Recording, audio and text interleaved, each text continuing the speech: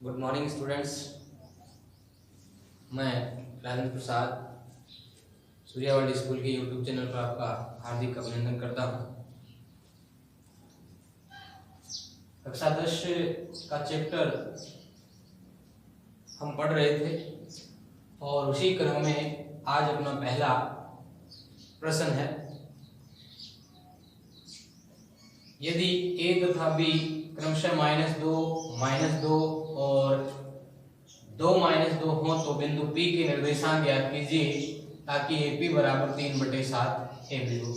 Most important question है कि coordinate system जो एक्सरसाइज थी जो हमने स्टार्ट कर रखी थी उसी से रिलेटेड ये क्वेश्चन। तो चलिए स्टार्ट करते हैं। देखिए पहला क्वेश्चन,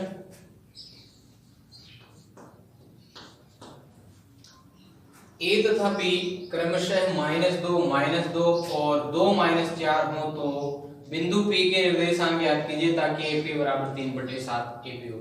देखो ध्यान देंगे, यदि हम डायग्राम के थ्रू इसे समझने का प्रयास करें, ये कोई पॉइंट A हो गया, ये कोई पॉइंट B हो गया। A और B के कोऑर्डिनेट अपने को दे रखे हैं। A के कोऑर्डिनेट है -2 B के कोऑर्डिनेट हमें बता रखे हैं 2 -4। अब इनको मिलाने वाला लाइन सेगमेंट ये हुआ, ठीक है।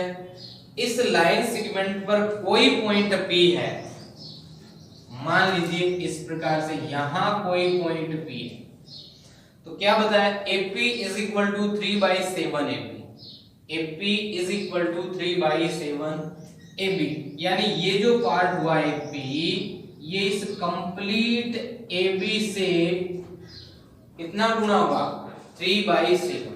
हमें कैलकुलेट क्या करना है, P के निर्देशांक चाहिए। तो किसी भी बिंदु के निर्देशांक के लिए हमें क्या चाहिए, रेशियो चाहिए कि वो बिंदु उस रेखाखंड को किस अनुपात में विभाजित करता है, ठीक है। तो सबसे पहले हम m1 m2 यहाँ कैलकुलेट करने का प्रयास करते हैं।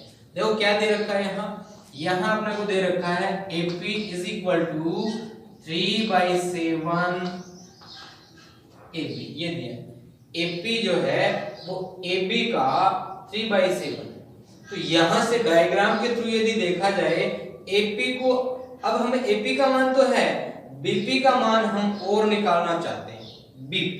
तो BP का कैसे आएगा, इस डायग्राम के थ्रू ही देखा जाए।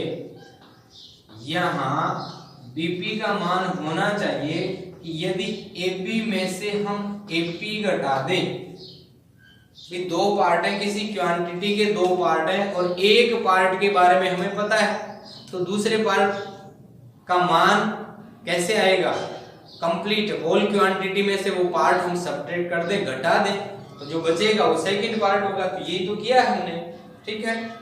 तो AB - AP की वैल्यू आपको दे रखी है 3/7 AB। अब इसे आप सोल्व करते हैं एलसीएम लेकर, तो ये हो जाता है 7AB - 3AB अपॉन ये 7, और 7AB में से 3AB जब अपन सब्ट्रैक्ट करेंगे तो बचेगा 4, और ये 7 है ही और AB है। क्लियर हुआ, ये किसकी वैल्यू आई, BP की। अब अनुपातों की यदि हम बात करें तो देखो AP रेशियो BP = AP की वैल्यू कितनी है 3/7 AB रेशियो, BP की वैल्यू आई 4/7 AB। क्लियर, जो सेम क्वांटिटी है वो रिमूव कर देते हैं, AB रिमूव हो जाए, 7 से 7 हो जाए, तो AP रेशियो BP हो गया 3/4। क्लियर हुआ, इसका मतलब हुआ कि पॉइंट P जो है इस लाइन सेगमेंट AB को 3/4 में डिवाइड करेगा, ठीक है। अब इस पॉइंट P के कोऑर्डिनेट देख लेते हैं। पॉइंट P के कोऑर्डिनेट, बिंदु P के निर्देशांक, ठीक है। फॉर्मूला क्या बताया गया था, m1x2 + m2x1 upon m1 + m2, x coordinate, y coordinate m1y2 + m2y1 upon m1 + m2। Values put up कर दी जाए। m1 की वैल्यू तो आपके पास आ गई 3, x2 की वैल्यू जो पॉइंट दे रखा है x2 2 है, m2 की वैल्यू है 4, x1 की वैल्यू है -2 अपॉन m1 प्लस m2 यानी 3 प्लस 4 हो गया, और फिर से m1 3, y2 की वैल्यू है -4 प्लस m2 की वैल्यू 4, y1 की value -2। Okay, by m1 plus m2 तो 3 प्लस 4। ओके, अब 3 2 6 हो गया, 4 इंटू -2 हो गया माइनस का 8 बाई ये 7 हो गया, यहाँ -12 और ये -8 और ये 7 हो गया। अब 6 -8 तो माइनस का 2 हुआ, -2/7 और ये -20/7। ये किसके कोऑर्डिनेट आए? पॉइंट P के कोऑर्डिनेट आए। क्लियर, समझ में आया आपको? ठीक है, second question,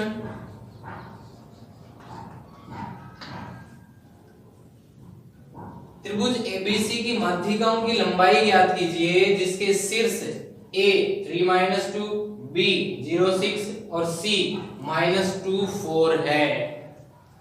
Vertices of the triangle ABC are 3-2, 0-6, -2 4. Then find the length of its medians. ध्यान देंगे, देखो ये मान लीजिए वो जो ट्राइंगल जिसका जिक्र यहाँ किया जा रहा है क्वेश्चन में, ये वो ट्राइंगल है ABC।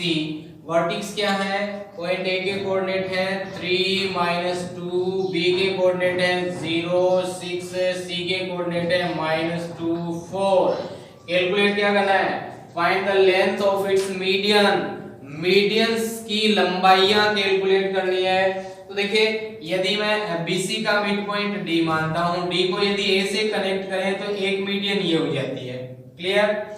B को इसके जो अपोजिट साइड है AC के ऊपर मैंने कोई पॉइंट E लिया मिड पॉइंट, और इसको B से कनेक्ट किया तो सेकंड मीडियन जो है वो ये हो गई BE। इसी प्रकार C के अपोजिट साइड बची AB के ऊपर मैं पॉइंट लेता हूं F, ये मिड पॉइंट है AB का, और इस मिड पॉइंट को C से कनेक्ट करूं इस प्रकार से, तो ये तीसरी मीडियन हो गई CF।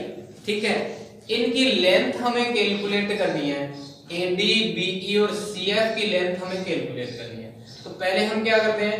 D, E और F के कोऑर्डिनेट्स कैलकुलेट करते हैं। देखो D क्या है? BC का मिड पॉइंट है, तो कोऑर्डिनेट ऑफ पॉइंट D कितना आ जाए? मिड पॉइंट के कोऑर्डिनेट के लिए आपको फॉर्मूला बताया था x1 + x2/2 and y1 + y2/2। ठीक है, तो किसका मिड पॉइंट है? D, BC का।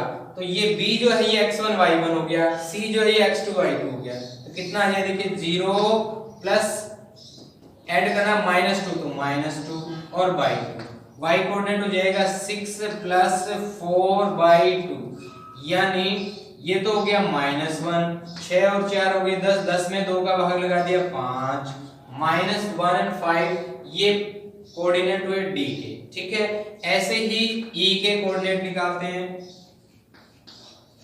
कोऑर्डिनेट पॉइंट E, बिंदु E के निर्देशांक है। वही तरीका यहाँ E किसका मध्य बिंदु है? AC का मध्य बिंदु है, तो यहाँ क्या आ जाएगा? 3 और -2/2 और -2 और +4/, ये कितना हो जाए? -3 में से 2 घटाया 1/2 तो ये आया, -2 + 4 2 बचा, 2 को 2 से डिवाइड करेंगे तो 1 ये आया। ये E के कोऑर्डिनेट हो गए। ऐसे ही बिंदु F के निर्देशांक, कोऑर्डिनेट ऑफ पॉइंट F किसका मिड पॉइंट है? AB का। ये हो जाएगा 3 + 0/2 एंड -2 + 6/, कितना आ जाए? 3/2 तो ये हो गया, और ये देखिए -2 + 6, तो 6 में से 2 सब्ट्रैक्ट हो गया 4, 4 को 2 से डिवाइड किया 2, ये आए किसके कोऑर्डिनेट? F के कोऑर्डिनेट। डी ई एफ के कोऑर्डिनेट्स हम कैलकुलेट कर चुके हैं। डी के कोऑर्डिनेट आते हैं -1 और 5, ई के कोऑर्डिनेट आते हैं 1/2 और 1, और एफ के कोऑर्डिनेट आते हैं 3/2 और 2। ओके, अब AD BE CF जो मीडियंस है इनकी लेंथ, ठीक है, सबसे पहले AD की लेंथ निकालते हैं। तो length of median AD, distance formula apply होगा, दूरी सूत्र x2 माइनस x1 का whole square plus y2 minus y1 का होल स्क्वायर। क्लियर है? AD, तो A के जो कोऑर्डिनेट हैं वो x1 y1 है, D के जो कोऑर्डिनेट हैं वो x2 y2 है। तो D ये हुआ, ठीक है, x2 का मान हो जाएगा -1, माइनस x1 की वैल्यू 3 ये होल स्क्वायर प्लस y2 का मान है 5 माइनस y1 का मान है -2, तो ये +2 हो गया होल स्क्वायर। अब -1 -3 माइनस के 4 हो गए, -4 का स्क्वायर किया तो 16 हो गया, 5 और 2 7 का स्क्वायर किया 49 हुआ, रूट है, इनको जोड़ देते हैं तो 9 और 6 15, 4 5 और 1 6, रूट 65 65, ठीक है। इसके बाद दूसरी जो मीडियन है, यूनिट लगा देंगे आप, यूनिट, ठीक है, रूट 65 यूनिट। फर्स्ट जो मीडियन है उसकी लेंथ हो गई। सेकंड मीडियन BE, तो लिखेंगे लेंथ ऑफ मीडियन BE, ठीक है। इसी प्रकार से वो भी x2 माइनस x1 का whole square, y2 minus y1 का होल स्क्वायर, तो BE ये है, ये x1 y1 हो गया, ये x2 y2 हो गया, ठीक है। x2 की वैल्यू हुई 1/2 माइनस x1 की वैल्यू है 0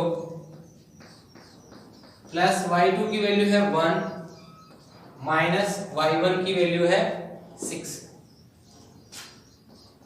ओके, अब 1/2 माइनस 0, 1/2 का स्क्वायर करोगे तो 1/4 हो गया, प्लस 1 माइनस 6 तो -5 का स्क्वायर हो गया, कितना 25, ठीक है। ऐड करते हैं तो ये हो जाएगा, एलसीएम लेके होगा ये 25 और 100 101 101/4। अब 101 का रूट तो होता नहीं, 4 का हो जाता है, तो 101 तो रह जाए रूट में और 4 का रूट हो गया, तो या फिर आप लिख सकते हो 1/2 रूट 101, ठीक है। ये दूसरी मीडियन की लेंथ हो गई, तथा थर्ड मीडियन की लेंथ इसी प्रकार similarly length of median CF, वही फॉर्मूला अप्लाई किया जाए CF, ठीक है। तो C पहले आ रहा है, ये x1 y1 हो गया, ये x2 y2 हो गया, ठीक है। तो x2 की वैल्यू होगी 3/2 माइनस x1 हो गया -2, तो प्लस हो जाए, प्लस y2 की वैल्यू 2 माइनस y1 हो गया 4। ओके, 3/2 प्लस 2 ऐड किया तो 2 2 जा 4, 4 प्लस 3 7/2 का स्क्वायर और प्लस 2 माइनस 4 तो -2 आया का स्क्वायर और रूट है, ठीक है। 7/2 का स्क्वायर किया तो 49/4 प्लस -2 का स्क्वायर किया 4 हो गया। अब एलसीएम लेके सॉल्व करेंगे तो 49 तो ये हो गया, 4 चौक 16 ये हो गया, बाई 4 हो गया। ऐड यदि करते हैं तो कितना हो जाएगा, देखिए 9 और 6 15 हो गया, 4 5 1 6 हुआ और नीचे 4 है।